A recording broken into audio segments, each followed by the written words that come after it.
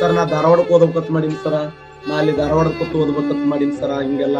ಅಥವಾ ನಾನು ಬಿಜಾಪುರದಾಗ ಲೈಬ್ರರಿ ಕೂತು, ನೀ ಎಲ್ಲಿ ಬೇಕಾದಲ್ಲಿ ಕುಂದ್ರಿ, ನೀವು ಧಾರವಾಡ AC ಲೈಬ್ರರಿ ಕುಂದ್ರಿ, ಬಿಜಾಪುರ AC ಲೈಬ್ರರಿ ಕುಂದ್ರಿ, ಆದ್ರೆ ಓದುವಂತ ಗಟ್ಟಿ ಮನಸ್ಸಿತ್ತು, ನಿಮ್ಗೆ ಒತ್ತಡ ಇತ್ತು, ನಾ ಮಾಡ್ಕೊಳ್ಳೇಬೇಕಪ್ಪ ಅಂತ ಯಾರಿಗ ಇರ್ತದಲ್ಲ ಆ ಮನುಷ್ಯ ಗಿಡ ಬುಡ ಕುಂತಾರ ಓದ್ತಾನ, ರೋಡ್ ಮ್ಯಾಗ ಕುಂತಾರ ಓದ್ತಾನ, ಮ್ಯಾಳೆ ಮ್ಯಾಗ ಕೂತು ಓದ್ತಾನ.